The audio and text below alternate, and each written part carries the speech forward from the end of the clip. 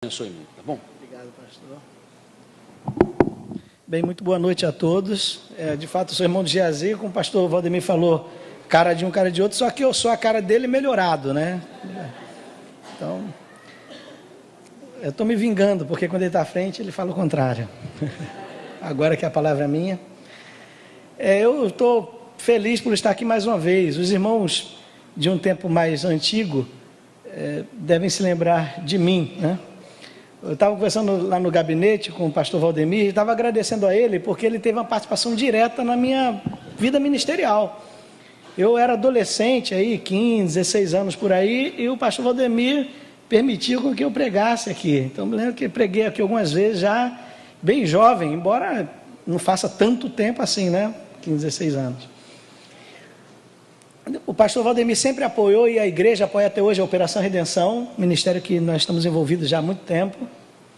Depois o pastor Valdemir foi meu professor no seminário lá na Tijuca, História do Protestantismo Brasileiro. Estava falando que até hoje eu tenho as apostilas, embora foram atualizadas, né? E mesmo depois de eu ter saído de São Paulo, algumas vezes que voltei aqui, eu tive o privilégio de pregar aqui nessa igreja, de forma que não dá para dissociar a participação dessa igreja na minha vida ministerial. E não é uma participação indireta, é uma participação direta. Eu me lembro que era uma alegria pregar aqui, né? Na igreja do pastor Valdemir, diziam as más línguas que o pastor Valdemir era o melhor pregador da Zona Oeste, né? Então, as más línguas, né? Porque as boas línguas diziam que era do Rio de Janeiro. Estava lembrando aqui, quando o pastor Valdemir estava aqui à frente, o pastor Valdemir está aqui, primeiro ministério, né, pastor Valdemir? Primeiro e único ministério. E eu me lembrei da igreja de Éfeso. No livro de Apocalipse, João é convocado a entregar algumas cartas. E uma das cartas é a igreja de Éfeso, a primeira igreja que ele entrega a carta. E o problema da igreja de Éfeso não era doutrinário. Do ponto de vista doutrinário, Éfeso não tinha problema, né? Jesus fala para a igreja de Éfeso: você tem a teu favor que ama que odeia os nicolaítas, né? Para resumir a história, tinha uma religiosidade deturpada em relação ao que a igreja conhecia. E eu estava estudando esses dias, por quê? Eu fui lá em Atos capítulo 19, 20, Paulo ficou 3 anos ensinando a igreja efésia. E alguns historiadores dizem que Paulo ensinava 5 horas por dia. Então imagina 3 anos, 5 a 6 horas por dia. Era uma igreja sedimentada, né, do ponto de vista da doutrina. Então poderia ter qualquer problema, menos doutrinário. Então os irmãos tendo aqui, nesse tempo todo, a instrução bíblica do pastor Valdemir, também pode ter qualquer outro problema, mas não pode ter problema doutrinário. Pastor Valdemir já está aqui bem mais que 3 anos, conheço o pastor Valdemir, sua pregação, sua interpretação do texto coerente, sempre estudioso profundo. Então os irmãos estão em excelentes mãos do ponto de vista da pregação. Então, como eu falei, podem ter outros problemas. A igreja de Éfeso tinha deixado o primeiro amor, né? Não vamos discutir o que seria isso, que não tem tempo para isso. Mas não era problema doutrinário. O problema doutrinário, Jesus fala assim: tenho, porém, a teu favor isso. Isso era favorável a eles, né? Então que Deus abençoe, continue abençoando a igreja, continue abençoando a vida do pastor Valdemir, dando saúde para que ele, por muitos anos, ainda esteja aqui instruindo os irmãos no caminho do Senhor. Amém? Uma outra palavrinha antes da proposta da minha vinda aqui hoje, é que eu quero fazer a divulgação de alguns livros. Eu havia comentado com a editora Aba Press, que publica os meus livros, que estaria aqui, como em alguns outros lugares, eles sugeriram que eu trouxesse alguns livros. E eu tenho alguns outros livros aqui, além dos meus. Uma vez eu li que quem tem olhos e não lê não é cego, mas não vê. É verdade, né? E dizem que o homem que lê bons livros é o melhor homem, e a mulher também. Então eu trouxe alguns bons livros aqui.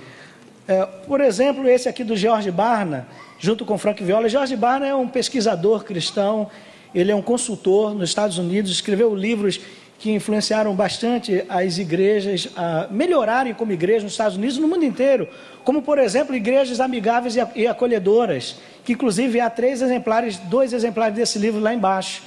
Igrejas amigáveis e acolhedoras, um livro muito bom. Tem esse aqui, Cristianismo Pagão, uma forma de pergunta. Nesse livro, o Frank Viola e George Barna discutem que alguns métodos tradicionais da igreja, de acordo com as pesquisas dele, a origem é no paganismo. Então, às vezes, valoriza algumas coisas, coloca acima de Jesus Cristo, às vezes a origem é pagã, né? Por isso que ele pergunta, cristianismo pagão? Então, vale a pena a sua leitura, em termos de reflexão para a igreja. Um livro que se transformou num grande clássico, não só no Brasil, no mundo, em várias partes do mundo, de Jane Getz, A Medida de um Homem Espiritual. É um livro numa linguagem simples, que trata do caráter cristão. A editora Abapress reeditou esse livro, já ampliado pelo próprio autor, um livro que muitas igrejas no mundo todo estudaram, inclusive a igreja Moriá, que eu pastorei, nós estudamos nos grupos familiares esse livro, e foi muito abençoador para a vida da igreja. Um livro interessante que tem aqui também é o Poder Positivo de Jesus Cristo. Ele é interessante por causa do autor. O autor é Norman Vincent Peale. Ele escreveu, foi famoso no mundo inteiro, no livro O Poder do Pensamento Positivo. Poder do Pensamento Positivo, um livro secular. Só que poucas pessoas sabem que o Norman Vincent Peale se converteu ao Evangelho. E aí ele escreveu O Poder Positivo de Jesus Cristo, que conta as suas experiências de fé, dos milagres que Jesus realizou na sua vida por conta da fé. É um livro que também acho que vale a pena a leitura. Um outro livro que eu indico é o livro de James Houston, Orar com Deus. Eu já li vários livros sobre oração. Esse livro, Orar com Deus, dos que eu já li, é o melhor deles. Não é que não haja outros melhores. Dos que eu já li, nenhum deles é melhor do que Orar com Deus, de James Houston. Um livro que já li e mais de uma vez, e volta e meia recorro às instruções de James Houston. Inclusive eu tenho aqui exemplares do que é chamada Trilogia da Espiritualidade de James Houston. Orar com Deus, A Fome da Alma e Em Busca da Felicidade. Se é de James Houston, vale a pena ler. É uma indicação minha, já que a Abba sugeriu. E o outro que eu tenho, entre outros, eu só trouxe aqui alguns para apresentar, Francis Schaeffer, provavelmente um dos últimos livros de Schaeffer, antes de morrer, A Marca do Cristão. Se é Francis Schaeffer, vale a pena ler. Né? Grande cristão, grande escritor, grande pensador cristão. Um dos livros dele também, pequenininho, muito usado, que li, maravilhoso, A Morte da Razão. Vale a pena ler Francis Schaeffer, A Marca do Cristão, quando ele dá uma nova visão a respeito do impacto do amor na vida da igreja. Alguns de outros livros, de outros bons livros que eu tenho aqui. Alguns têm 3 exemplares, outros apenas têm 1 exemplar, 2 exemplares. Se você quer melhorar sua reflexão do ponto de vista cristão, eu sugiro que você compre algum desses livros. Tá ok? Vai ficar apenas como sugestão. Eu pedi autorização para fazer essa propaganda, e não é por conta da venda, é por conta do conteúdo. Muitas heresias entram nas igrejas porque em alguns lugares falta conhecimento, falta conteúdo seguro. Às vezes vejo pessoas se impressionando com algumas coisas, quando eu vou ler, bobagem, né? As pessoas vendendo lixo a preço de diamante, né? Coisa é lixo, puro lixo. E às vezes coisas boas que valem a pena ficam para trás. Tudo bem? Então eu quero agradecer ao Bennett pelo convite, o esforço dele, a empolgação do Bennett.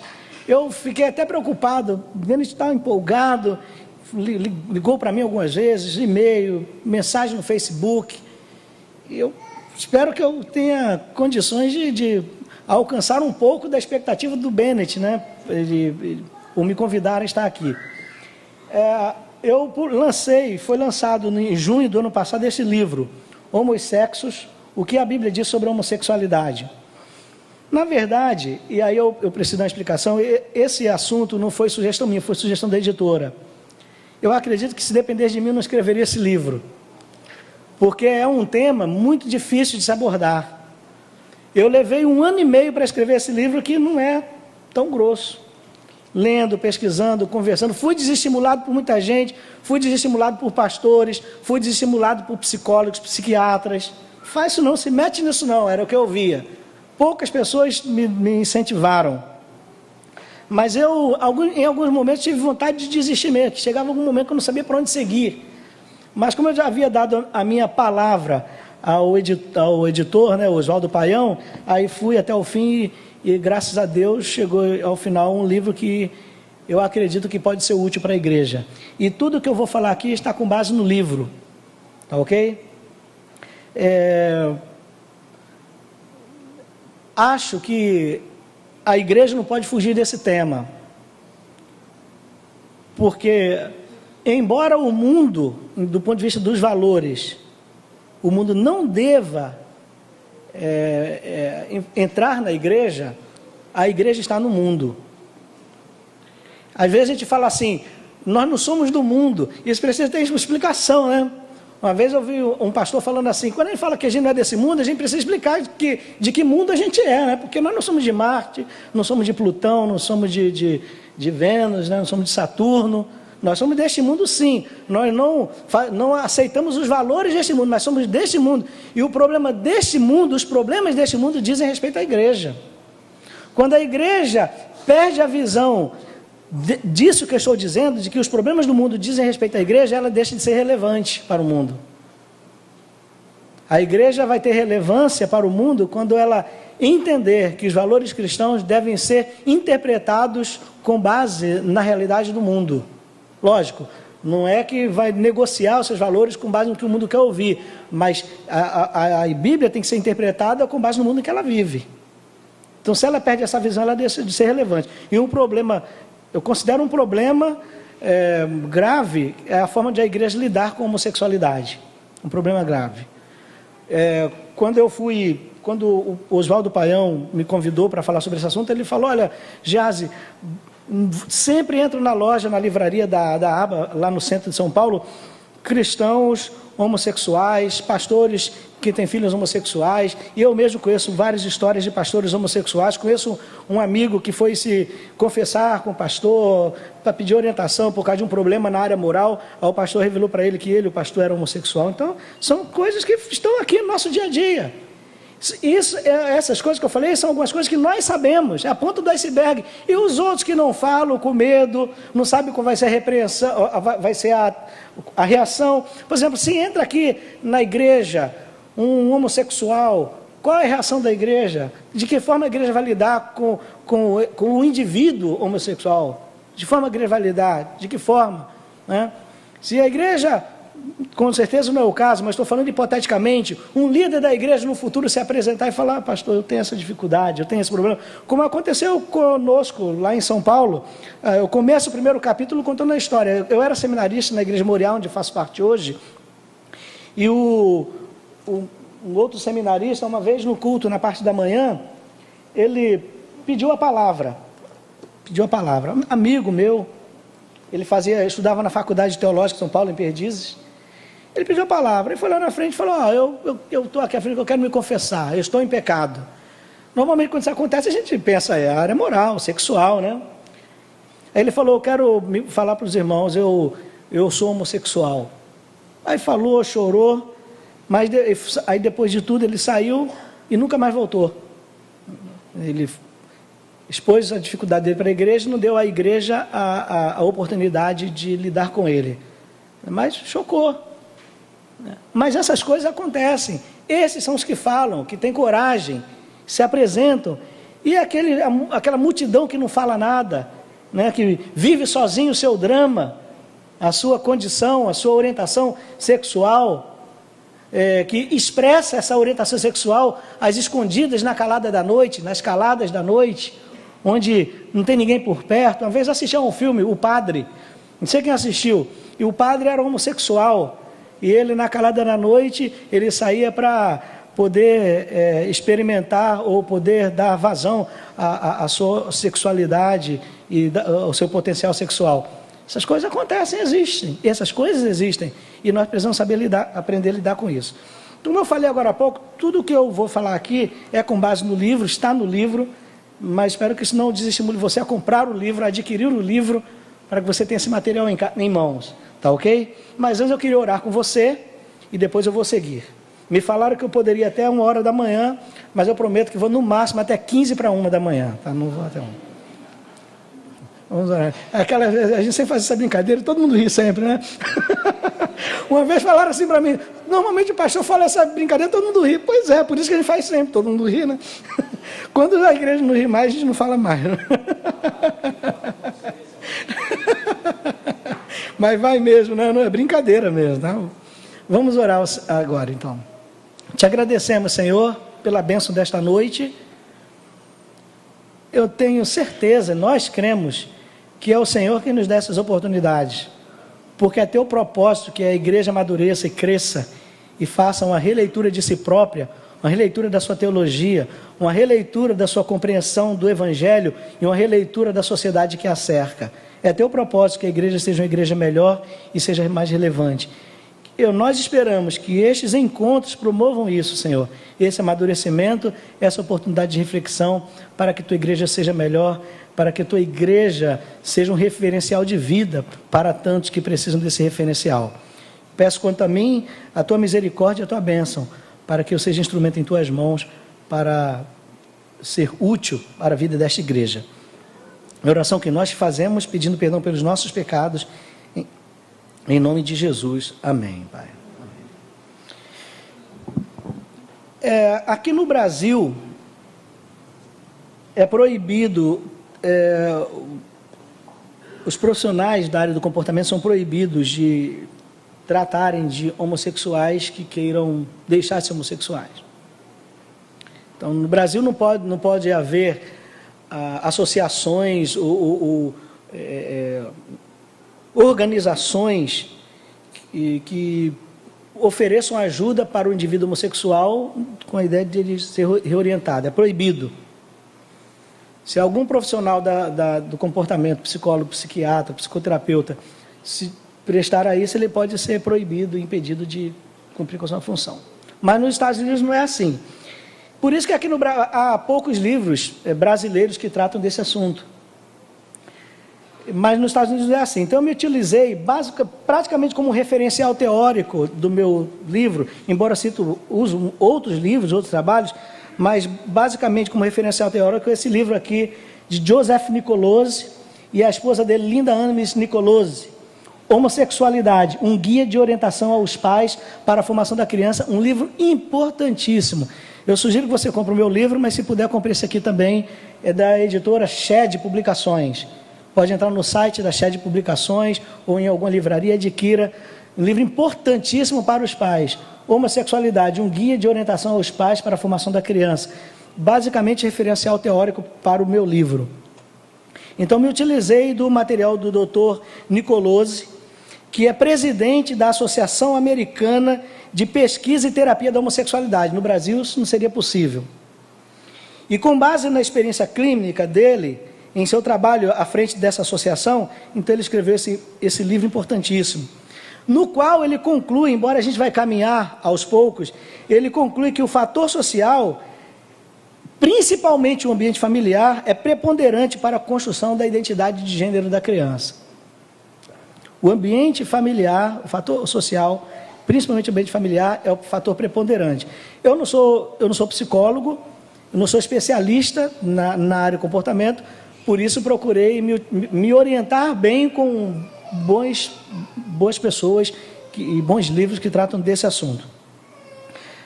Porém, além de tratar das implicações do papel dos pais, que nós vamos tratar disso também, hoje vamos falar alguma coisa, no domingo de manhã, na classe 1 para a escola dominical, a gente vai tratar um pouco a respeito da prevenção, mas além de tratar das implicações do papel dos pais para a construção da identidade de gênero da criança, a gente vai tratar também da definição da homossexualidade, o que dizem a filosofia, a ciência, a Bíblia, a respeito da pergunta difícil de ser respondida, se o homossexual já nasceu ou não homossexual.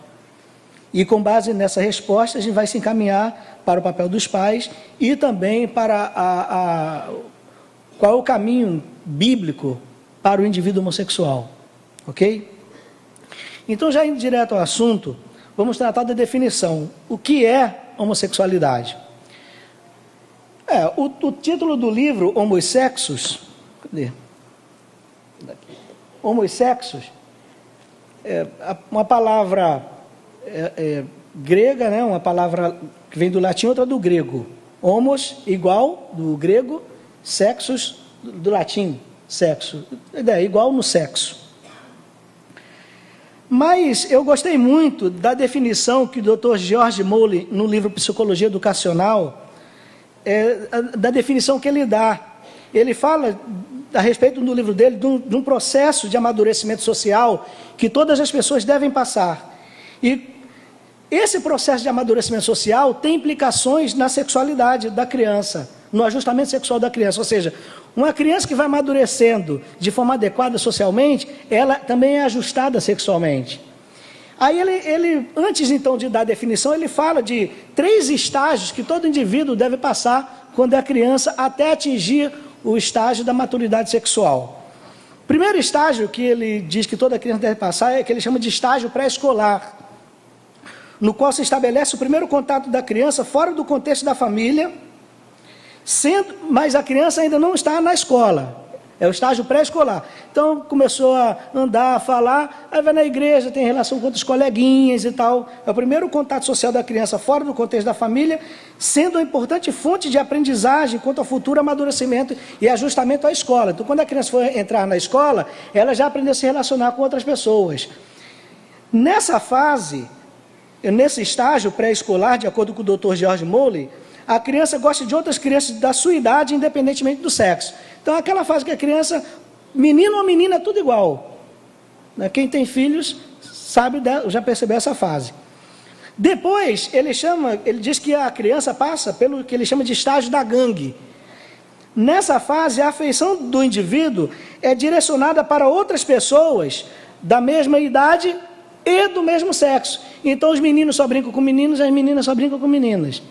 Os meus filhos, teve um momento que o Jeazinho só brincava com meninos e meninas. Hoje ainda às vezes brinca, mas na igreja tem o grupo dele, o melhor amigo dele, os meninos.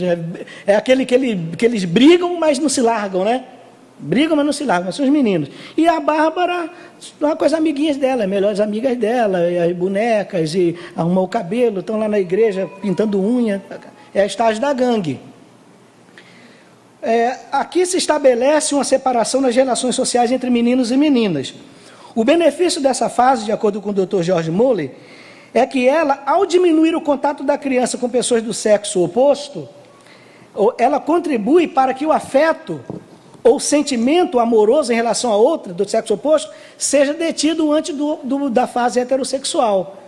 Então, assim, o que está querendo dizer é o seguinte: nessa fase da gangue, onde o menino gosta de menino e a menina brinca com as meninas, o afeto é direcionado para pessoas da mesma idade, mas do mesmo sexo, essa fase é importante porque fica detido, por um momento, a canalização do afeto para o sexo oposto, até que venha o estágio que ele chama de estágio heterossexual, que é o último estágio. Então, o primeiro estágio pré-escolar, menino e menina, tudo igual. Depois vem o estágio da gangue, menino com menino, menina com menino. Clube do Bolinho, clube da Luluzinha, lembram disso? Né? Aí depois vem, então, o estágio heterossexual. O Dr. Moley diz que aqui, por conta da puberdade, a afeição do adolescente muda drasticamente, passando a dirigir-se para pessoas de sua idade, só que ao contrário da fase anterior, para pessoas do sexo oposto, tendo como determinante importante o impulso sexual. Nesse caso, apesar da necessidade de sublimação do impulso sexual, na adolescência, por exemplo, devem ser criados meios para que o adolescente tenha contatos com o sexo oposto, visando seu amadurecimento e pleno desenvolvimento sexual. O Dr. Moley está tratando de pessoas que, dentro da norma, do padrão da natureza, que o Dr. Nicolosi fala, pessoas ajustadas. A fase do estágio pré-escolar, menino brinca com menina e normal. A fase da gangue, menino com menino, menina com menina. Mas depois a fase heterossexual, a afeição do menino é dirigida para uma menina e a afeição da menina para o menino. Com base nisso, qual é a definição então da homossexualidade? Aí o Dr. Moley dá uma definição que é a que eu mais gostei dos trabalhos que li, das pesquisas que fiz. O Dr. Moley diz o seguinte: a melhor maneira, talvez, de definir a homossexualidade seja considerar a orientação do amor e da afeição do indivíduo para pessoas do mesmo sexo numa idade em que já deveria ter atingido o ajustamento heterossexual. Ok? Então, a homossexualidade para ele é o seguinte: é a orientação do amor para pessoas do mesmo sexo numa idade em que já deveria ser do outro sexo. Então, se chega na adolescência, na juventude, a orientação da afeição, do amor do indivíduo é para a pessoa do mesmo sexo, o que significa dizer que ele não saiu do estágio da gangue, continua lá e poderá ficar lá para sempre. Numa fase onde já deveria ter mudado, a afeição já deveria ser... Eu estava brincando agora há pouco com o Bennett, que às vezes eu passava na rua e via às vezes uma menina bonita, de mão dada com um cara todo esquisitão, feião, esquisitão, né? Eu falava assim, caramba, como é que pode uma menina bonita com esse cara todo esquisitão? Hoje eu fico feliz, eu falo, pelo menos é um homem e uma mulher, né? Que bom que essa menina bonitona está com esse cara feião, esquisitão, né? Que bom. Agora, é lógico que eu estou falando, a gente está rindo, né? Mas eu quero tratar aqui também, se der tempo, nesses 3 dias, que isso não significa dizer que a nossa postura deve ser hostil com o indivíduo homossexual. Né? A gente está tratando do fenômeno da homossexualidade, mas o indivíduo homossexual deve ser amado e respeitado como pessoa.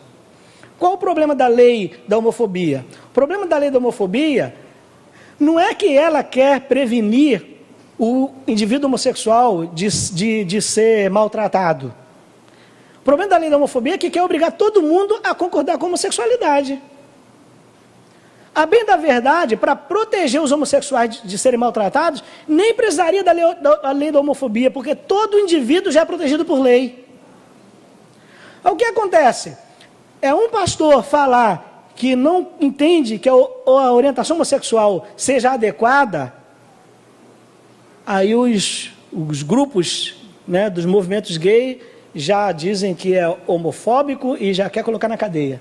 Né? Antes da lei ser aprovada, já tinha pastor sendo quase entrando na cadeia, antes da lei ser aprovada. A lei nem era aprovada ainda, já tinha pastor sendo processado pela lei de homofobia que nem tinha sido ainda promulgada, assinado, né? Não estava valendo ainda. Então, a homossexualidade, então, é isso. Eu acho que é uma definição perfeita. A orientação do amor de um indivíduo para outro do mesmo sexo, numa fase em que já deveria ter atingido a orientação heterossexual. Homossexual, homos, igual no sexo. Heterossexual, sexo diferente, né? Diferente. Então, se essa definição é correta, o que se entende é que, com base na orientação do Dr. Nicolosi, que se a criança não atingiu o ajustamento heterossexual esperado, isso significa que houve desajustes, principalmente na relação criança-família.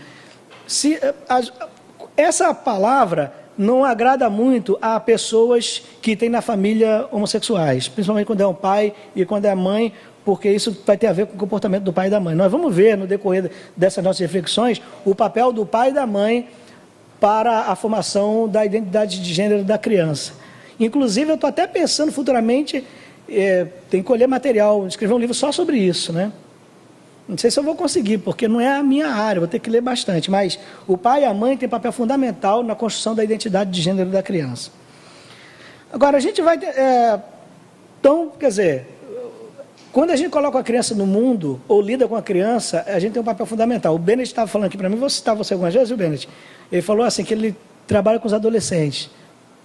Você tem um papel mais importante que você imagina. Porque, antecipando um pouquinho as reflexões que nós vamos fazer, um menino não é a única causa, mas considerando a via de regra, quando ele tem uma orientação homossexual, ou quando ele é pré-homossexual, ou quando ele tem o que os especialistas chamam de transtorno de identidade de gênero, isso significa que não houve uma boa referência de masculinidade. Não houve uma boa referência. Então, por exemplo, se os pais separam, o filho é criado pela mãe, então essa criança ela pode ter um potencial para ter alguma dificuldade nisso, a menos que haja instrumentos, outras pessoas que sirvam como instrumento que a gente pode chamar de metáfora do pai. Pode ser o pastor, pode ser o líder. Então, por exemplo, você pode ter entre seus adolescentes, algum adolescente que potencialmente possa encaminhar nessa direção. Mas o seu papel como homem pode significar para ele uma referência de masculinidade que ele possa imitar. Então, por isso que eu, como pastor, sempre abraço e beijo todas as crianças, meninos e meninas. Especialistas dizem que um pai que não abraça o filho, cria no filho uma lacuna do toque, do amor de um homem que precisa de referência para ele.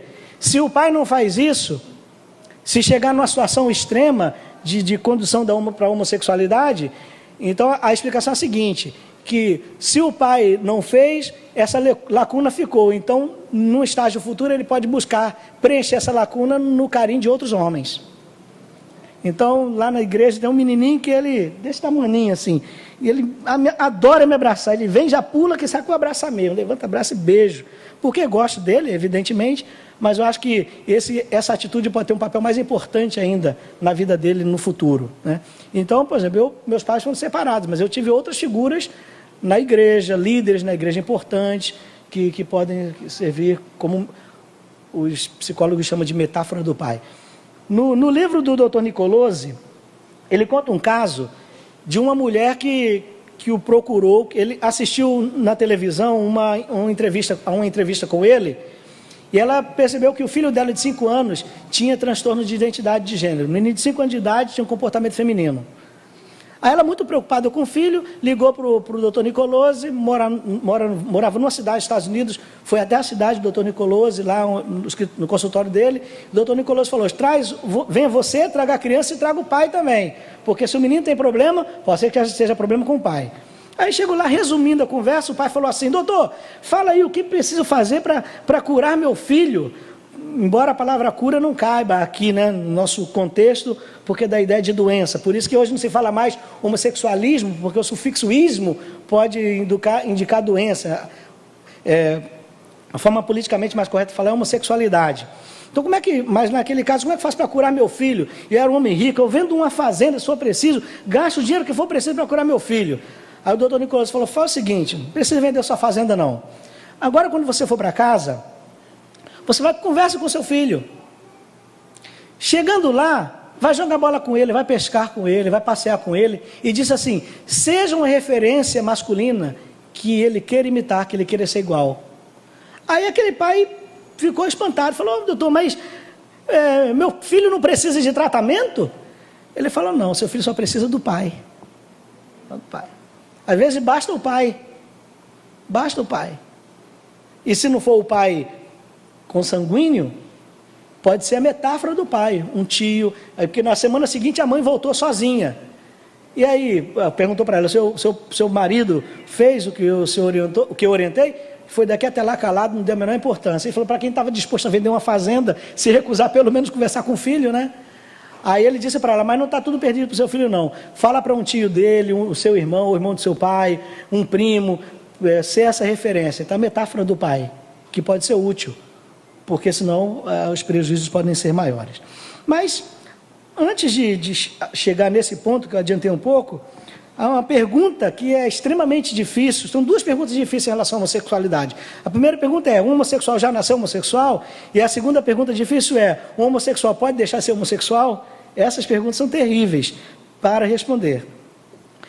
Então, considerando a primeira pergunta, se o homossexual já nasceu homossexual, no livro eu procuro tratar da resposta sobre 3 pontos de vista: filosofia pós-moderna, que é a nossa filosofia vigente, embora já tenha gente falando em pós-modernismo, a ciência, que chama mais atenção, e o que diz a Bíblia.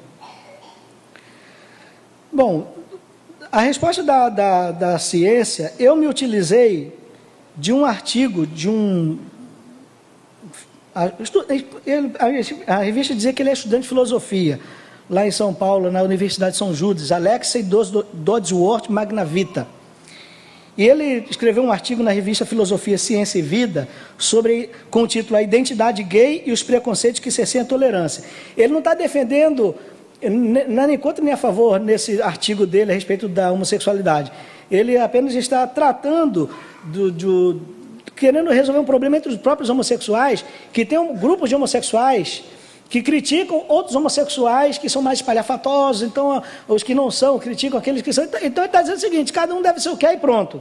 Essa é a proposta do artigo. Mas aí ele se utiliza de 2 filósofos importantes, que são os mais importantes filósofos pós-modernos franceses, Michel Foucault e Gilles Deleuze.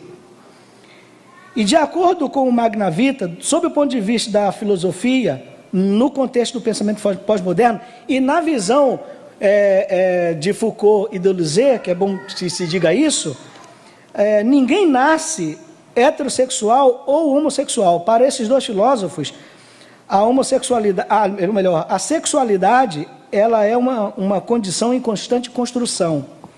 Então, resumindo aqui um pouquinho do que eles dizem, ele diz o seguinte: nem mesmo ninguém nasce gay, na medida em que isso aí é Michel Foucault e Gilles Deleuze que dizem.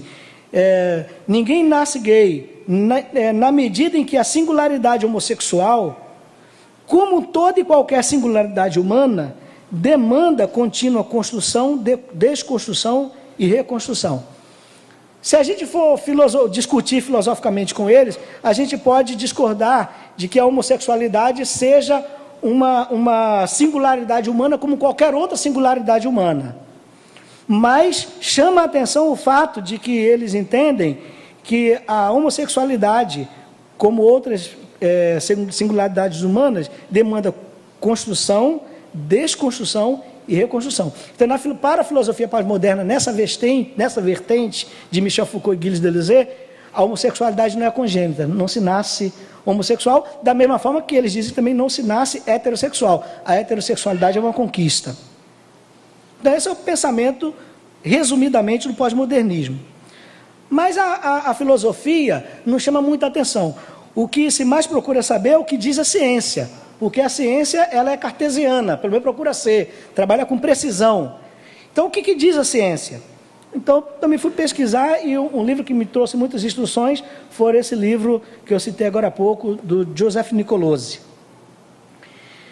Apesar de haver divergências no meio científico quanto à resposta à pergunta se o homossexual já nasceu ou não homossexual, ao que parece, em muitos casos, essas divergências ocorrem muito mais por motivações políticas do que científicas. Isso porque uma parte dos cientistas que consideram a homossexualidade congênita, ou seja, o indivíduo já nasceu homossexual, uma parte dos cientistas que concordam com isso, está comprometida com o ativismo em prol da causa homossexual e com os meios de comunicação de massa, televisão principalmente, para os quais pode ser conveniente a afirmação da tese de que o homossexual já nasceu assim.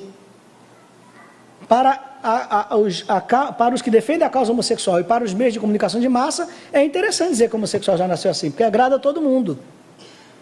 Entretanto, de acordo com Joseph Nicolosi, boa parte dos cientistas não influenciados por essas motivações tem rechaçado com veemência essa teoria.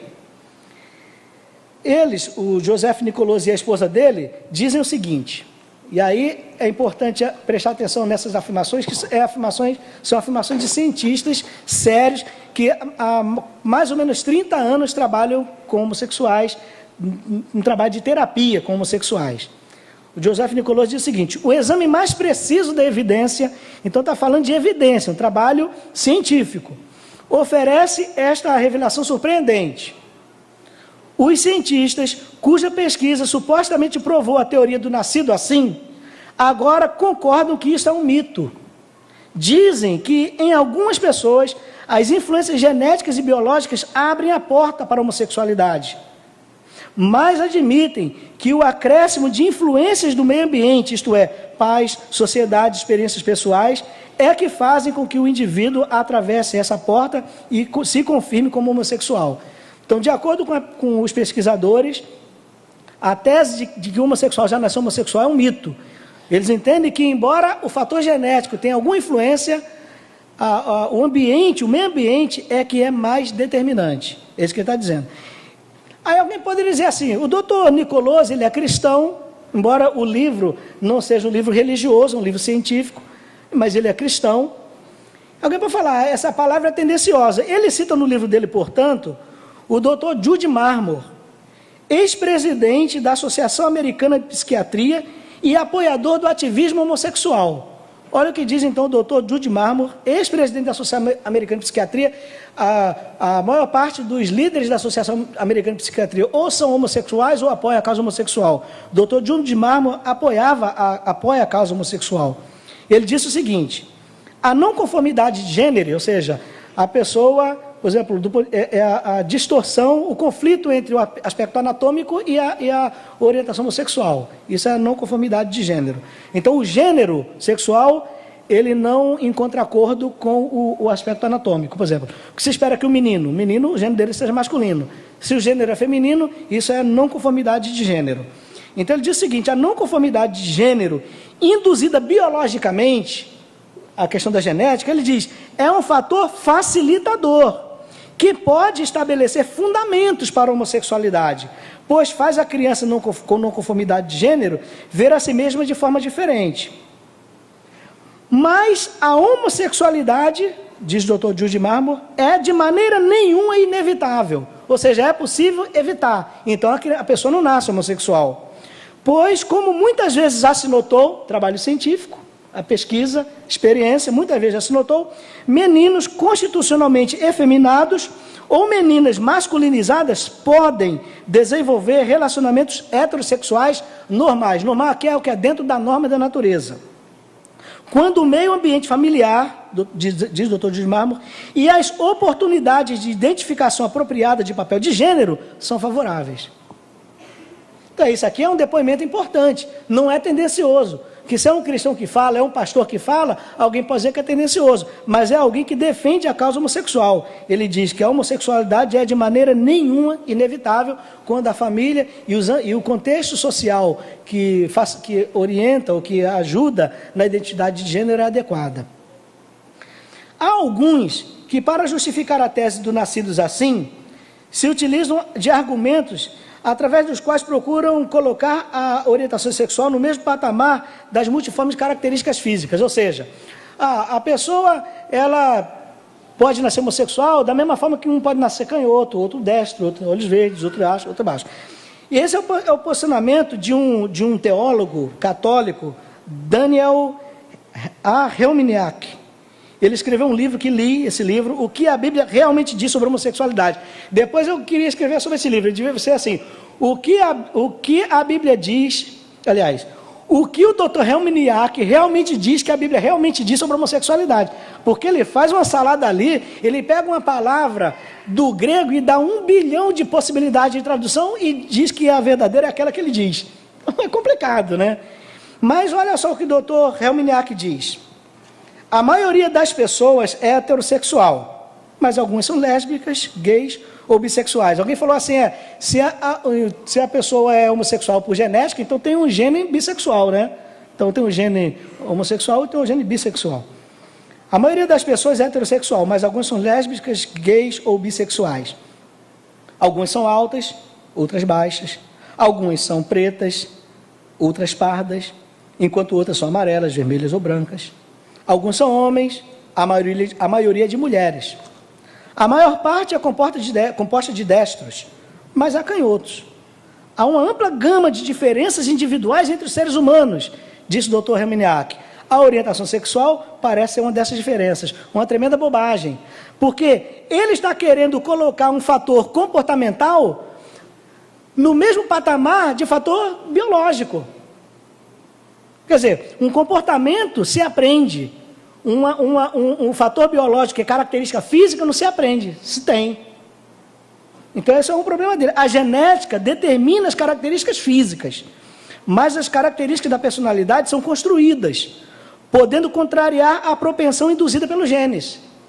Porque por conta de influências genéticas, de hormônios, eu até cito no livro, que o doutor Nicolosi fala de casos registrados, por exemplo, de algumas mulheres que tomaram um remédio para evitar o aborto. Só que esse remédio, ele, como efeito colateral, ele masculinizou o cérebro dos fetos. E esses fetos, depois quando nasceram, quando se tornaram crianças, foi continuar o trabalho de pesquisa, evidentemente, e eles perceberam que por conta dessa inundação de hormônio masculino no cérebro dessas crianças, boa parte das que eram meninas se tornaram homossexuais. Mas isso aí, esses casos são situações extremas. São situações extremas. Porque mas mesmo em situação como essa, quer dizer, Se a orientação social for adequada, o comportamento pode ser reconduzido e contrariar a propensão genética. Por isso que os estudiosos, os pesquisadores, especialistas dessa área dizem que não existem crianças e adolescentes homossexuais. Então, se alguém aqui conhece casos ou tem na família de criança ou adolescente homossexual, então é uma fase que ainda pode ser revertida de acordo com os pesquisadores. O problema é quando se torna já homossexualidade manifesta na fase da juventude, na fase adulta, e aí a questão é muito mais complicada. Mas na infância e na adolescência ainda tem condições de ser revertido o caminho de acordo com os especialistas. Outra base de dados importante, do ponto de vista científico, isso aqui eu achei assim, que foi em cima. É uma coisa que, a meu ver, resolve a questão do ponto de vista científico, que é a pesquisa em estudos de gêmeos idênticos.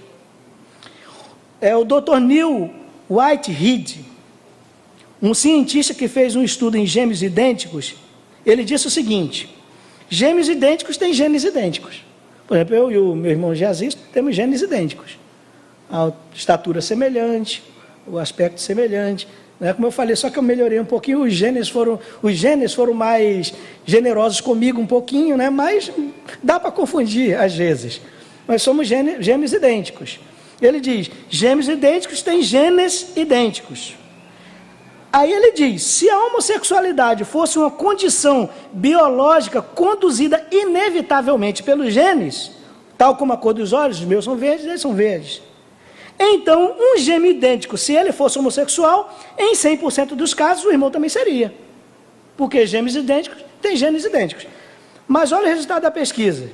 Mas sabemos que em cerca de 38% dos casos, gêmeos idênticos são homossexuais. Se um é homossexual, em geral o outro não é. Para mim isso resolve a questão. Resolve a questão. Eu conversei com um psiquiatra, amigo meu, ele falou, mas a posição da ciência hoje mudou um pouquinho, porque eles falam assim, se em 28% do caso bate, então pode considerar como norma. 28% é brincadeira. Aí é querer forçar demais, né, a situação. 28%, quase um quarto. Não dá para aceitar. Isso é querer forçar uma barra muito pesada. Gêmeos idênticos têm genes idênticos. Se os genes são idênticos, se os genes induzem a homossexualidade, quando um é homossexual, o outro também deveria ser. Mas nas pesquisas que o Dr. Neil Whitehead fez, em apenas 38% dos casos, os gêmeos idênticos são homossexuais. Então, ele entende que o fator genético não bate. Teve um outro cientista homossexual, ativista, Dr. Simon Levey, se é assim que se pronuncia o nome dele, homossexual ativista, ele fez um estudo, escreveu um trabalho, o estudo dele, o título é Cérebro Gay. O que ele fez? Ele estudou o cérebro de homossexuais que morreram, né? Quando morreram, tirou o cérebro e estudou. Ele disse o seguinte, é importante enfatizar o que não descobri. Não provei que a homossexualidade é genética. Não demonstrei que os homossexuais nascem assim. Este é o erro mais comum que as pessoas cometem na interpretação do meu trabalho. Um cientista homossexual e defensor da causa homossexual. Então, aí eu elenquei aqui 4 resumos, resumindo 4 aspectos que são conclusões, algumas conclusões das pesquisas científicas em busca da resposta se um homossexual nasceu ou não homossexual. Então, eu elenquei aqui 4 dessas conclusões. Primeiro, a Associação Americana de Psicologia, que tem muitos ativistas homossexuais em posição de liderança, dá algum crédito à teoria do nascido assim, mas a seguir acrescenta que muitos cientistas compartilham o ponto de vista de que a orientação sexual é formatada, na maioria das pessoas, por meio de interações complexas de fatores biológicos, psicológicos e sociais na primeira infância. O Dr. Simon Levey, o pesquisador do cérebro gay, ou cérebro homossexual, afirma, em relação a esse ponto, a opinião mantida pela maioria dos cientistas é que múltiplos fatores desempenham um papel no processo. O folheto do Grupo de Apoio ao Homossexual declara, até o momento, nenhum pesquisador afirmou que os genes podem determinar a orientação homossexual. Os pesquisadores creem que, no máximo, pode haver um componente genético para a sexualidade, que, como qualquer outro comportamento, é, sem dúvida, influenciado tanto por fatores biológicos quanto sociais. E, em último lugar, o sociólogo Steven Goldberg disse o seguinte: não conheço ninguém da área que argumente que a homossexualidade pode ser explicada sem referência a fatores ambientais. Então, ao que parece não haver dúvidas de que, sob essa ótica, a ciência não pode determinar que a homossexualidade é adquirida por influência genética. A conclusão mais plausível, portanto, é a que sugere que a orientação homossexual seja resultado da interferência de múltiplos fatores, sejam eles sociológicos, biológicos, psicológicos e ambientais. Eu acho que isso resolve boa parte da questão. Quando eu li alguns trabalhos sobre homossexualidade, livros, artigos, alguns usei, alguns não usei no livro, é muito comum o pessoal começar assim, de acordo com as novas pesquisas, parece que reinventaram a roda, não se fala nada de novo, só mudou a forma de argumentar, foi isso que aconteceu, mas para dizer as mesmas coisas que se dizia antigamente. Os que defendem a homossexualidade dizem as mesmas coisas, e os que não defendem dizem também as mesmas coisas, como dizem aí, o mel é o mesmo, só muda as abelhas. As pesquisas, as novas pesquisas não provam absolutamente nada, apenas reafirmam o que já se dizia há muito tempo. O indivíduo homossexual não nasce homossexual. Estou cansando um pouquinho? Um pouquinho? Não? Dá para seguir um pouquinho? Porque já são 9 horas. Pode seguir um pouquinho, né? Então vamos lá. Então não vai dar para fazer tudo que eu tinha feito. Também não quero cansar vocês. Eu sei que esse tipo de palestra, ela às vezes pode levar um pouquinho a dispersar, só que é necessário e que é importante, né? Considero que seja necessário, tá? Então vamos ver o que a Bíblia diz, porque talvez para nós interesse mais isso, até para justificar o título do livro, né? O que a Bíblia diz sobre a homossexualidade. Teve alguém que leu e falou assim, eu fui lendo, depois que eu entendi o que a Bíblia diz, né? Que isso eu não falo muito o que a Bíblia diz. É importante fazer distinção entre o que a Bíblia diz sobre a homossexualidade e o que diz a religião. Porque para nós os cristãos, a Bíblia se sobrepõe à religião. Porque há religiões que são a favor da homossexualidade e as religiões que são contra a homossexualidade. Então, se a gente for tratar do que a religião diz, a gente vai ter que estabelecer qual religião a gente está usando como base. Por isso que, como cristão, eu coloquei o que a Bíblia diz, porque para nós a Bíblia é a principal fonte de orientação do ponto de vista do comportamental, do ponto de vista da orientação para a vida. E até mesmo a religião tem que estar sujeita a ela. A religião não sobrepõe a Bíblia sobrepõe a religião, né? O que a Bíblia diz claramente sobre a homossexualidade? No Antigo Testamento, nós não vamos ler o texto por causa do tempo.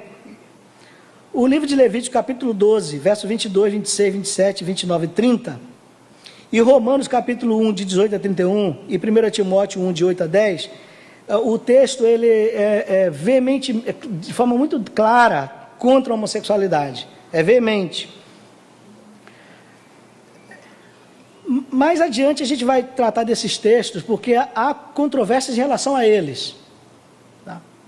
Há quem diga que quando, no livro de Levítico, por exemplo, a orientação homossexual ela é proibida, então os que contestam, inclusive teólogos que contestam, eu cito aqui Walter Wink, por exemplo, ele contesta a interpretação tradicional, ele diz o seguinte, que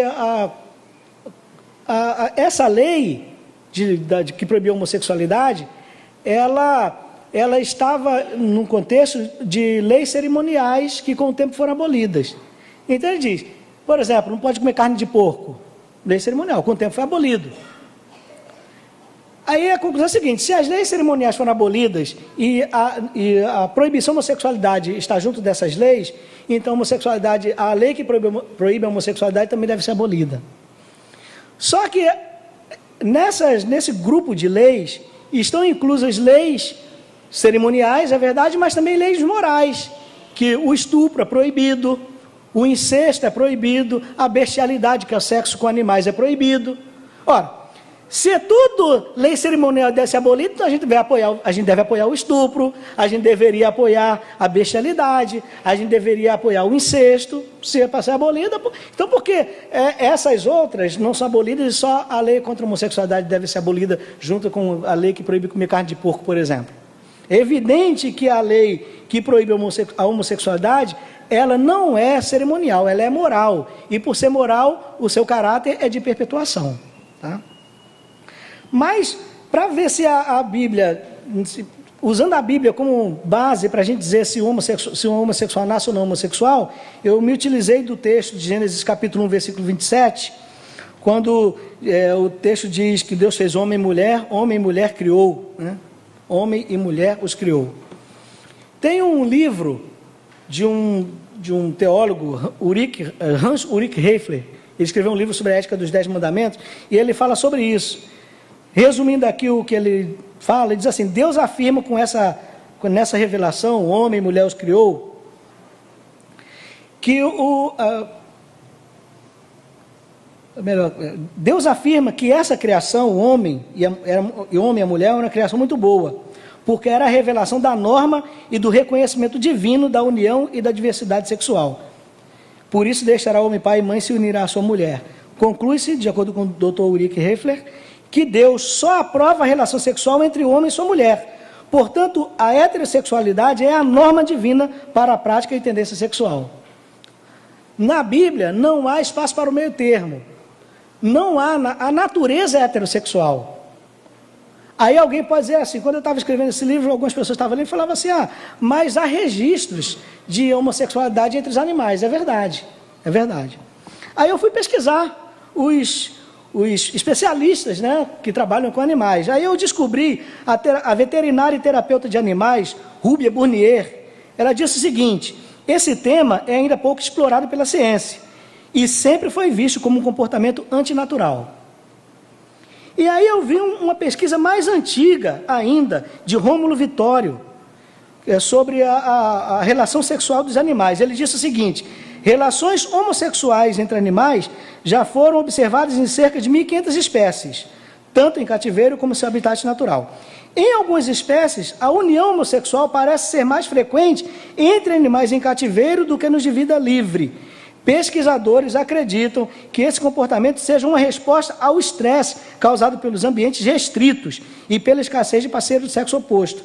Tem outro pesquisador que diz que a homossexualidade entre os animais não é uma resposta a desejo sexual, mas às vezes é para garantir proteção, às vezes é para fazer as pazes com o inimigo. Tem pesquisas, o Rômulo Vittório fala de pesquisas em relação a animais, macacos, por exemplo, babuínos, que os machos adultos oferecem sexo aos mais jovens como garantia de proteção. E fêmeas oferecem sexo a outras como uma forma de serem aceitas nos grupos ou para desfazer inimizade. Mas nunca como uma forma de desejo sexual, como uma forma de afeto. O Dr. Nicolosi falou o seguinte: em geral, atribui-se o comportamento homossexual em animais ao estresse de cativeiro, poluentes biológicos, domesticação, falta de disponibilidade da mesma espécie no sexo oposto, manipulação hormonal, interpretação errônea de chamados ou cheiros sexuais, expressões de dinâmica e a imaturidade de brincadeiras sexuais. Todavia, isso não quer dizer que esse comportamento seja considerado normal. E aí volta a Rúbia Burnier, que falou o seguinte: atitudes como montar ou cheirar indivíduos do mesmo sexo são encaradas como jogos de poder ou comportamentos ligados ao instinto de caça ou luta. Não a questão de transtorno de identidade de gênero entre os animais. O que isso reforça? Reforça a tese de que, do ponto de vista bíblico, a natureza ela é heterossexual, ela não é homossexual. Quando há homossexualidade na natureza, houve algum evento que distorceu o andamento que deveria ser dado à normalidade. Ok? Tem um livro de ética cristã, do Dr. Norman Geisler. Ele falou o seguinte, que muitas pessoas se utilizam, porque tem um psicólogo, amigo meu lá em São Paulo, que ele é cristão, mas ele apoia a homossexualidade. Ele falou o seguinte: não tem por que não apoiar a homossexualidade, porque até os animais são homossexuais e tal.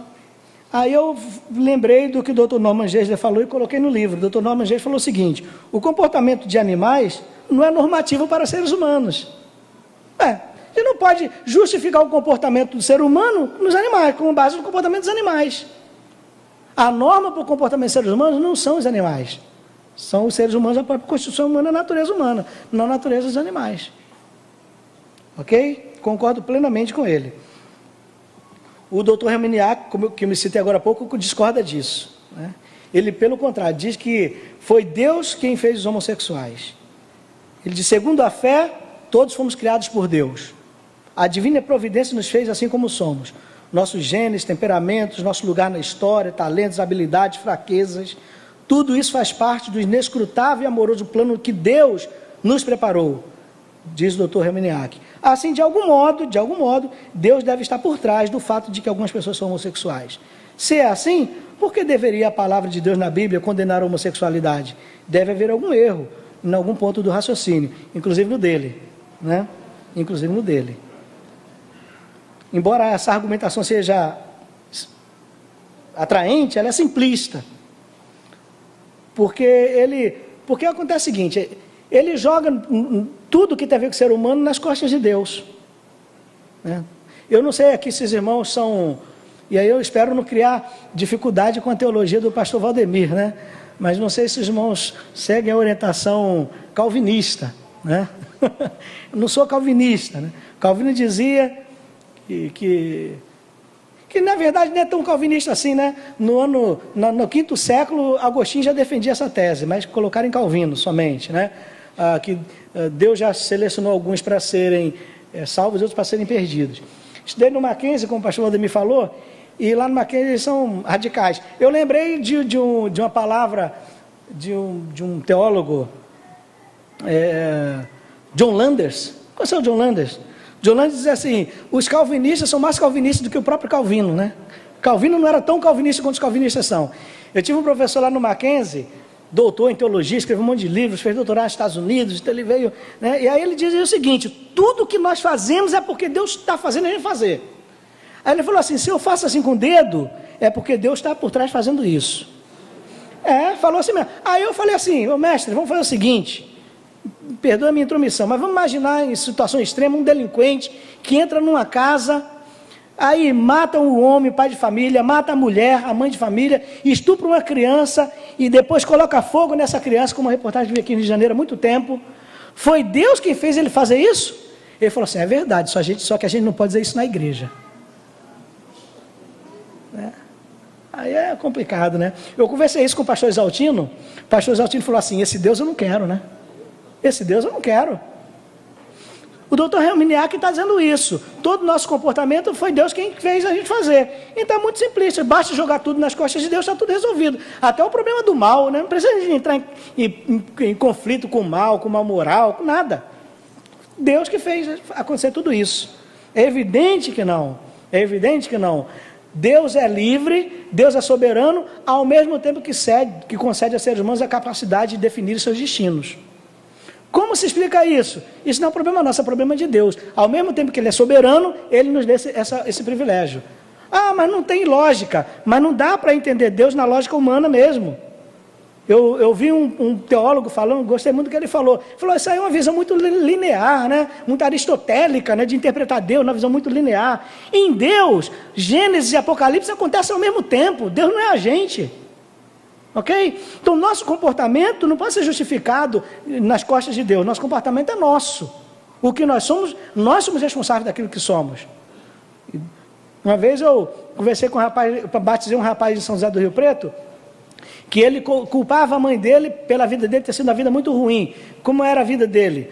Quando ele era criança, a mãe era prostituta. Então ele chegava em casa à noite, a mãe estava servindo aos clientes dentro de casa, ele não podia entrar para dormir. Então ele dormia na calçada ou nos bancos das praças. Imagina como que vai ser essa criança, né? Como for uma pessoa adulta. Então ele tinha muitos problemas. Então sempre que eu conversava com ele, ele jogava tudo a culpa nas costas da mãe. Eu falei para ele, o nome dele é Divando. Falei, Divando, é o seguinte, a sua mãe, realmente, ela teve uma participação muito grande naquilo que você se tornou.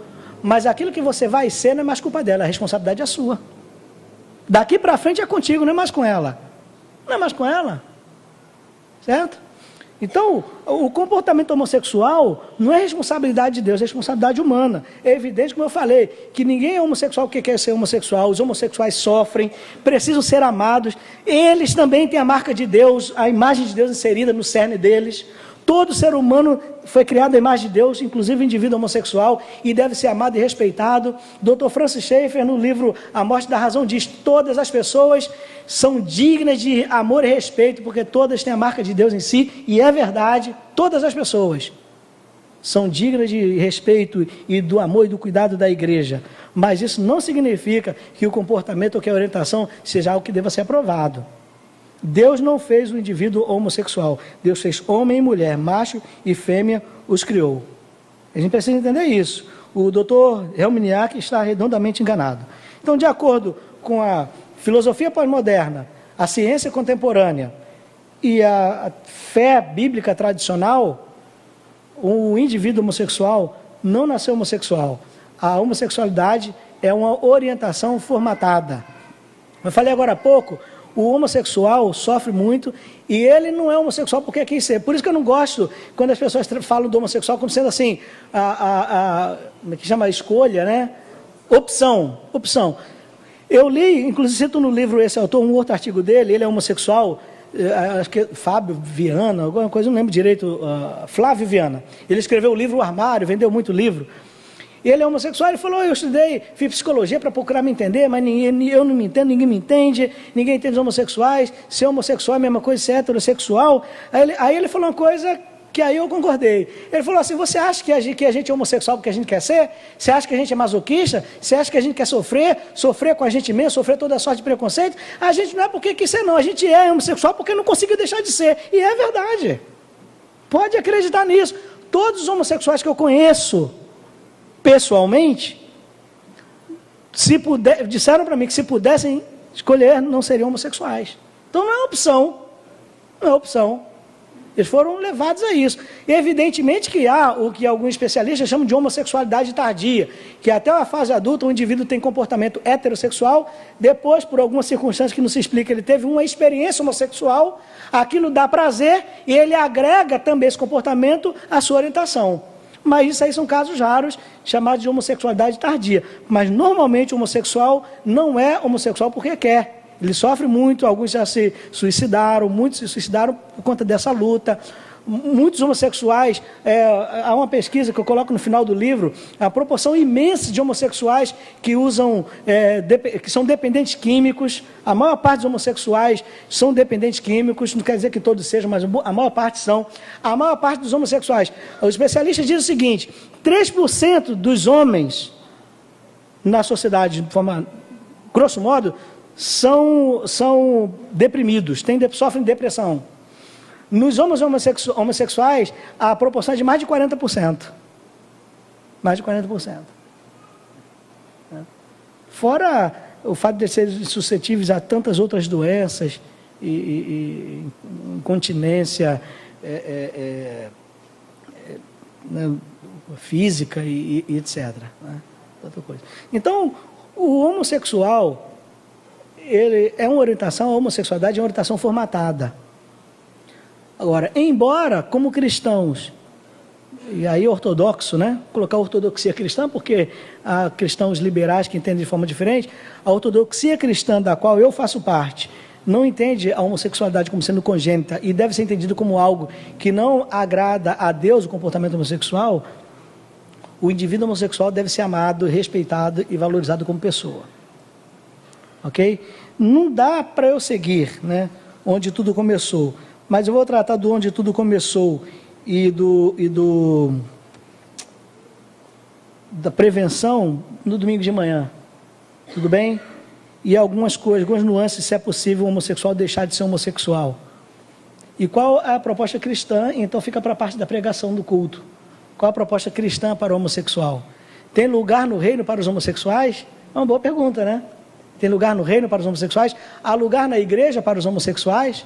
Em nossos bancos, no banco da nossa igreja, há espaço para os homossexuais? Uma boa pergunta. Aí vamos tratar disso no domingo, na parte da manhã, na hora do culto, tá ok? Eu vou encerrar por aqui, tá?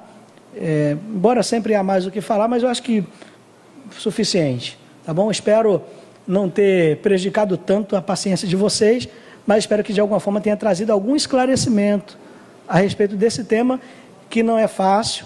Muitas pessoas se recusam a tratar do assunto e a gente deve encarar o problema, acredito que com coragem, tá ok? Mas também com compaixão, com amor, com a visão do indivíduo, na forma como Deus enxerga o indivíduo, tá ok? Deus enxerga o indivíduo como alguém que é digno do amor dele e que pode ser alcançado e transformado por esse amor também. Deus não tem outras mãos senão as nossas. Deus não vai amar o homem hoje se não for por meio da igreja. Então a gente tem uma responsabilidade muito grande. Muito obrigado e me perdoe se eu exagerei no tempo.